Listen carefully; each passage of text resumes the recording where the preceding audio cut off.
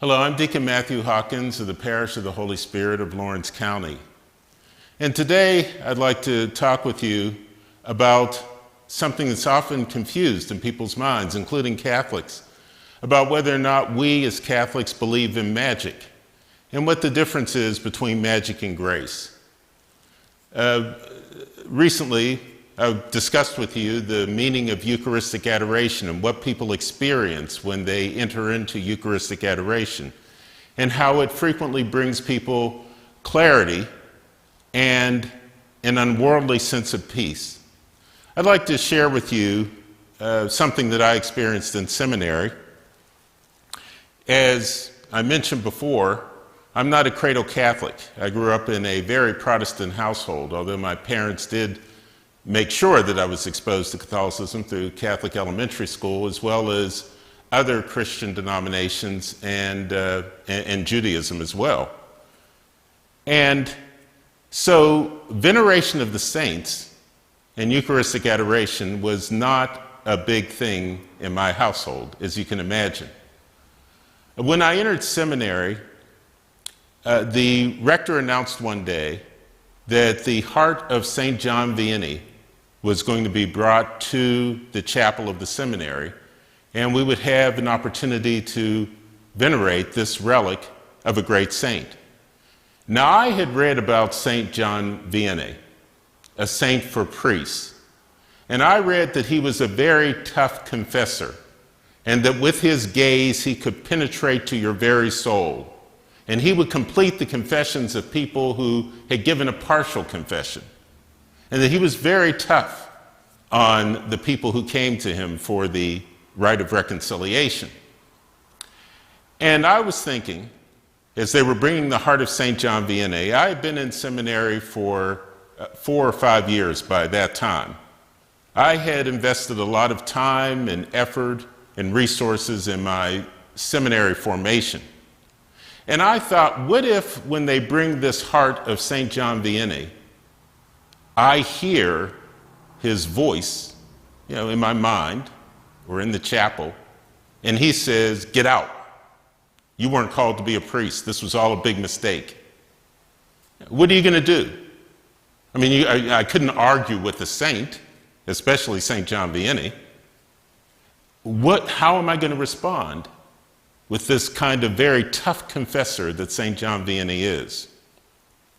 So I thought that conveniently what I would do is just occupy myself with other tasks that I had to do around the seminary and just not be available for that time when he would appear in the chapel.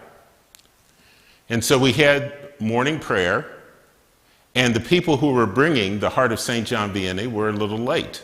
So I didn't have to confront this relic of the saint during morning prayer or during my holy hour. So I felt, well, I'm free now. I've got the rest of the day, and there are plenty of things I need to do that could keep me from being in the chapel when the heart finally arrives. Well, there was one thing I overlooked. I was scheduled to be the server for the noon Mass. And when I entered, figuring that, too late to venerate this relic, there in front of the altar was the heart of St. John Vianney, encased in this glass container. And since I was early, because I was preparing to be a server, there was no way around taking advantage, if I wanted to be true to myself and true to my discernment process, there was no way around taking at least a little bit of time to venerate the heart of this saint. So I knelt in the pew, and I prayed, and I was bracing for the thunderbolt, and something strange happened. I suddenly felt this wave of peace that was unlike anything I had ever felt before in my life. It was something that was indescribable. It was a kind of peace and reassurance and warm embrace that was unearthly, frankly. And I couldn't help but to feel, well, of course, this is a saint. And what I'm experiencing is a taste, just a taste, of the kingdom of heaven.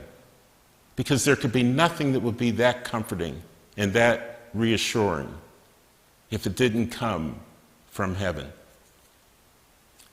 And so I prayed and felt a great deal of gratitude for the presence of this saint. People say that Catholics believe in magic, but what we really believe in is grace. We believe, unlike the beliefs before Christianity, that there was the common belief was that the cosmos is cyclical, and whatever happened was what was going to happen. That you can never break out of this endless cycle of repetitive monotony and ultimately futility and tragedy. But we believe that God breaks into that repetitive cycle, that God breaks into the prison of our lives and changes everything, that the old rules no longer apply. And in so doing, to transform our will and our desires so that we share the will and the desires of God. May God bless you.